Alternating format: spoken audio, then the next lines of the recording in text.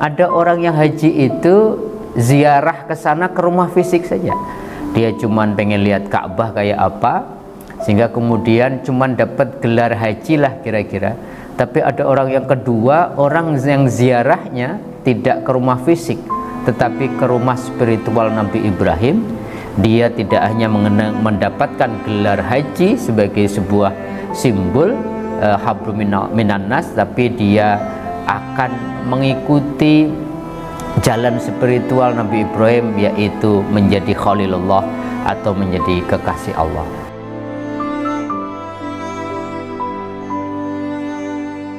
Assalamualaikum warahmatullahi wabarakatuh. Sahabat-sahabatku, pemirsa channel Tauhid Cinta, semoga kita semua senantiasa terlimpahi kesehatan lahir dan batin, dan kemudian juga diberkahi serta diberikan rahmat oleh Allah. Amin ya rabbal alamin.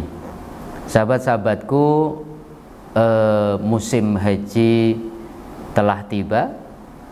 Sudah berangkat saudara-saudara kita yang menunaikan rukun Islam yang kelima, haji ke tanah suci, kloter pertama. Oleh karenanya kita akan membincangkan tentang sebuah tradisi baik, yaitu walimatus safar, ketika seseorang ingin berangkat haji. Ketika kita bicara tentang walimatus safar, di situ ada makna paling tidak dua hal. Pertama yaitu fa'amma binikmati rabbika fahadis.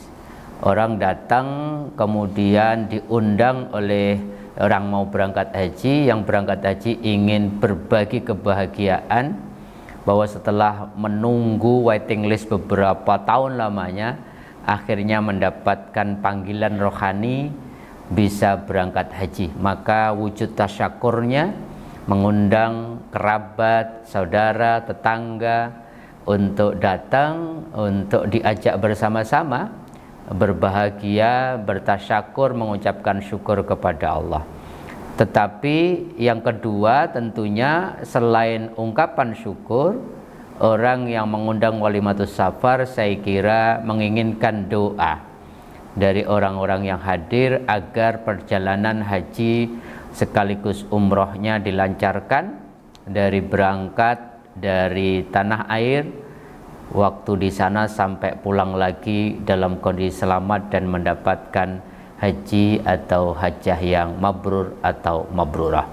Itu dua makna ketika kita mau mencoba memahami apa walimatus safar. Tetapi selain itu, yang paling penting saya ingin mengucapkan bagi saudara-saudara kita yang sudah berangkat maupun yang menunggu giliran kloter terbang, mudah-mudahan perjalanan haji Anda semua tahun ini dimudahkan oleh Allah, mulai dari pemberangkatan, kemudian di tanah suci baik Mekah maupun Madinah dilancarkan, puncaknya nanti wukuf sama prosesi hajinya juga diberikan kekhidmatan dan kekhusyuan dan semuanya, kemudian juga diberikan haji yang mabrur dan mabrurah.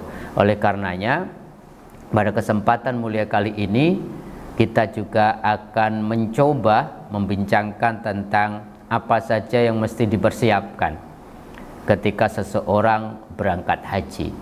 Yang pertama saya kira ini akan menentukan haji kita kualitasnya mabrur atau sekedar kemudian mabur. Mabur dalam arti cuman dia naik pesawat ya, tapi kemudian sia-sia hajinya. Karena apa? Niat itu sangat menentukan.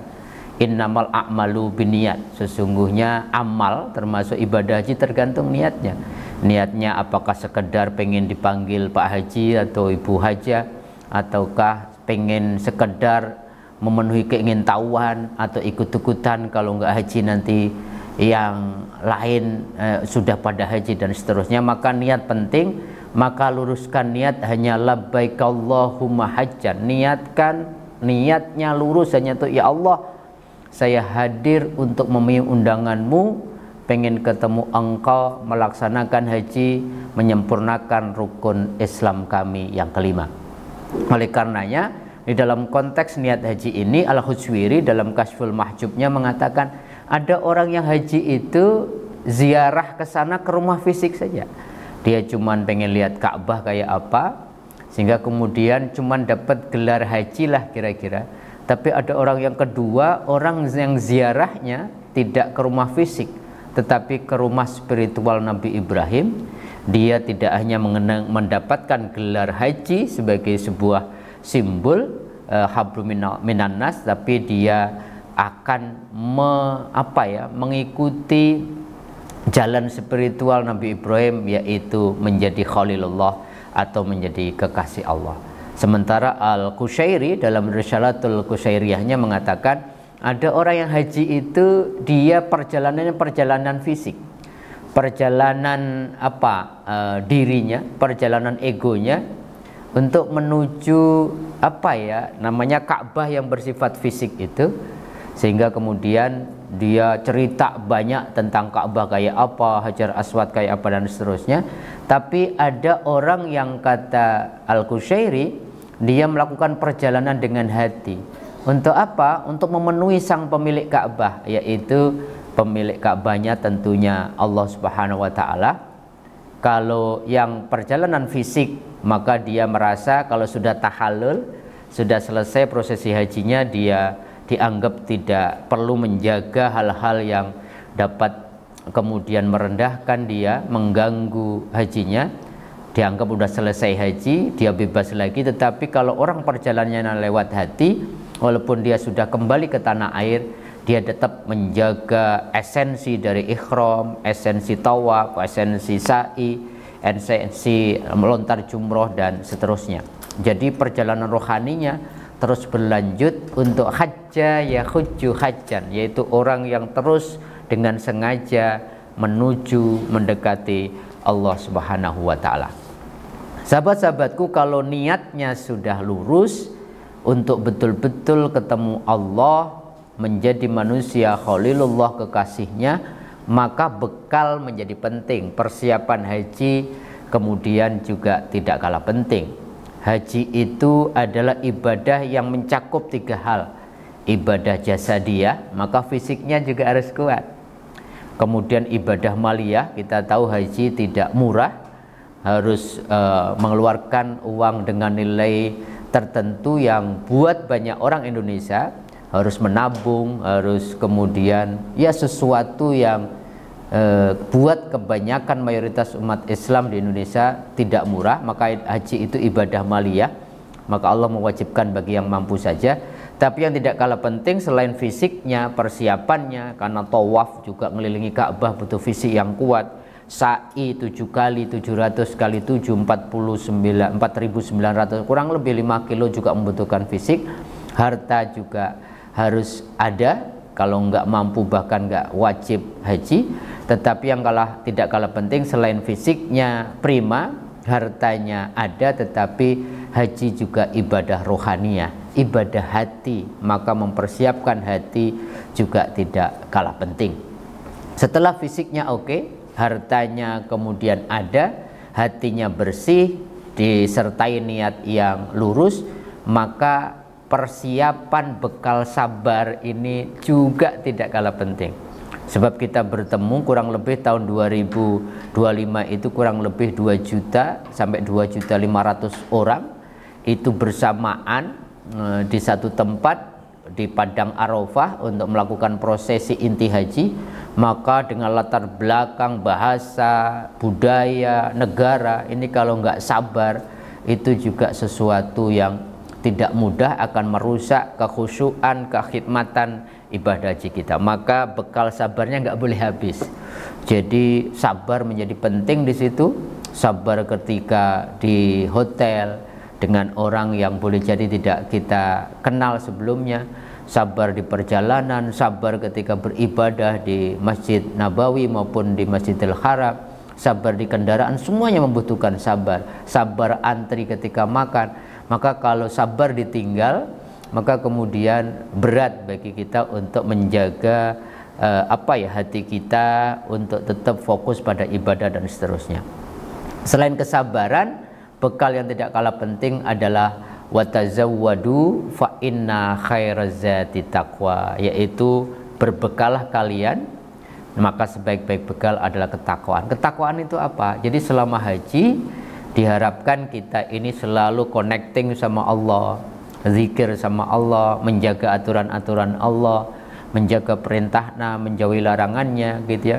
Nggak melakukan kefasikan, nggak melakukan hal-hal yang bersifat apa ya, wala jidala, jangan berdebat sesuatu yang kemudian tidak penting, bahkan merusak nanti kekompakan tim dalam satu kloter dan sebagainya. Jadi Quran mengatakan, Al-Baqarah 197 itu, jadi jangan berbuat fasik ya. Berbuat fasik itu ya sesuatu yang Allah nggak senang. Jangan berdebat ya, jangan melakukan hal-hal yang muharramat. Muharramat itu ketika kita sudah pakai kain ihram, hal larangan-larangan itu coba kita tidak hindari. Apa-apa yang Allah tidak suka, apa yang Allah haramkan, ketakwaan itu adalah itu. Bagaimana kita fokus betul-betul ingatan kita akan Allah, jangan kemudian kita putuskan, zikir banyakin, kemudian hal-hal yang Allah ridho kerjakan, walaupun memang tidak mudah, maka membutuhkan kesabaran. Jadi persiapan fisik, harta, kemudian hati juga harus bersih, sabar nggak boleh ada habisnya, bawa bekal sabar yang unlimited, jangan pernah habis. Kalau sabarnya habis nanti rusak segala ikhtiar kita, apalagi untuk jamaah Indonesia yang kloter ONH biasa kurang lebih 38 hari, itu waktu yang cukup lama, meninggalkan keluarga, sanak, famili, orang yang kita cintai. Kalau sabarnya nggak kuat juga menjadi persoalan.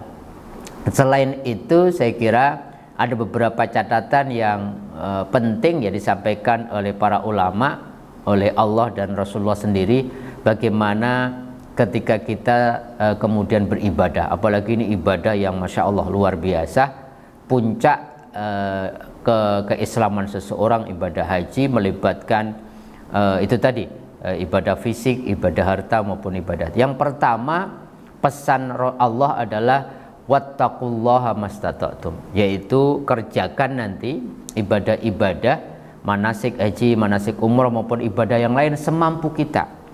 Bapak Ibu jangan memaksakan diri, apalagi yang kloter pertama, prosesi hajinya masih jauh. Kalau sejak awal sudah diporsir fisiknya, melakukan sesuatu, kadang-kadang istirahatnya kurang, kadang-kadang mumpung kesini gitu, kapan lagi bisa ke tanah suci. Ketika kita memaksakan diri, nanti pas prosesi hajinya boleh jadi fisik kita sudah kehabisan tenaga, maka kemudian kita tidak mendapatkan inti dari ibadah haji kita. Maka wattaqullaha mastata'tum, jadi ibadahlah semampu kita, waktunya istirahat, waktunya makan. Jadi betul-betul nanti proporsional, sehingga tetap khidmat, tetap khusyuk setiap menikmati momen-momen keberadaan jamaah haji baik di Madinah maupun di Mekah. Yang kedua, biasakanlah mendahulukan akhlak daripada fikih.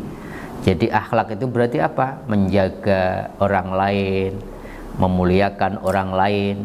Kalau fikih itu kita nanti fokus sama perbedaan, macam-macam nanti, madhabnya beda, ketemu orang gitu ya. Dahulukan akhlak, sesuatu yang nggak perlu diperdebatkan, nggak usah diperdebatkan, dahulukan akhlak. Nanti kita tiba-tiba berjamaah, ada orang-orang yang tiba-tiba di depan kita gitu ya, padahal kita sudah lama nunggu resolve itu di depan kita sehingga kita tidak bisa ruku, ya sudah, sabarnya dibanyakin gitu ya, nggak usah marah-marah, ujian dan cobaan kita saja.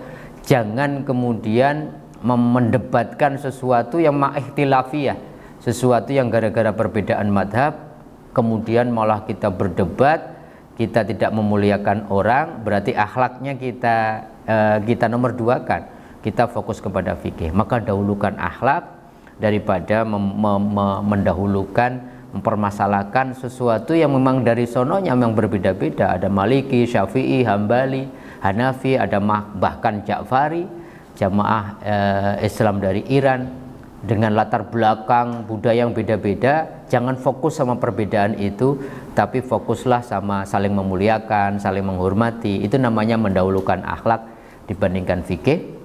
Dan tidak kalah penting saya pesankan, di sana hendaklah karena bertemu dengan orang dengan latar belakang yang beda-beda, maka salinglah tolong menolong.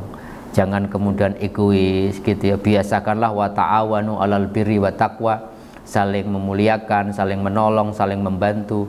Karena Allah janji, Allahu fi aunil abdi ma kanal abdu fi auni ahi. Allah akan memudahkan urusan kita juga Bapak Ibu. Kalau kemudian kita memudahkan urusan jamaah haji yang lain, jangan kemudian berat sekali untuk menolong orang. Biasakanlah di sana untuk betul-betul saling memudahkan, menolong, memuliakan siapapun yang kita temui, karena itu bagian dari cara kita kalau mau dimudahkan, ditolong urusan-urusan kita sama Allah Subhanahu wa taala. Dan terakhir yang tidak kalah penting, Rasulullah mengatakan, ya akhi asyrokna fi syai'in min du'aika wala tansana. Hendaklah kalau yang diberi kesempatan tahun ini mendapatkan panggilan rohani menjadi tamu Allah, jangan pernah lupakan, sertakan keluarga, kerabat, orang-orang terdekat di dalam doa-doa para jamaah haji, sehingga mereka dengan doa-doa yang tersampaikan di tempat yang mustajabah, saudara-saudara kita yang kemudian belum haji bisa diberi kesempatan untuk haji di tahun-tahun berikutnya. Itu yang dipesankan oleh Kanjeng Nabi. Dengan itu semua insya Allah para jamaah haji tahun ini kalau melakukan hal-hal yang tadi, niatnya lurus, persiapan fisiknya bagus, hartanya cukup, hatinya juga bersih, sabarnya tidak pernah ada habisnya, takwanya, bekalnya juga cukup, kemudian tidak memaksakan diri ketika beribadah, kemudian mendahulukan akhlak daripada fikih, saling tolong menolong, dan mendoakan keluarga yang lain yang belum haji, insya Allah pulang dalam kondisi haji mabrur, yang kata Kanjeng Nabi, al-hajjul mabruru laisa lahul jaza ilal jannah, tidak ada balasan dari haji mabrur kecuali surga. Cirinya adalah afsus salam, seseorang pulang dari haji selalu menebar cinta, menebar kebaikan, menebar hal-hal yang positif buat orang lain.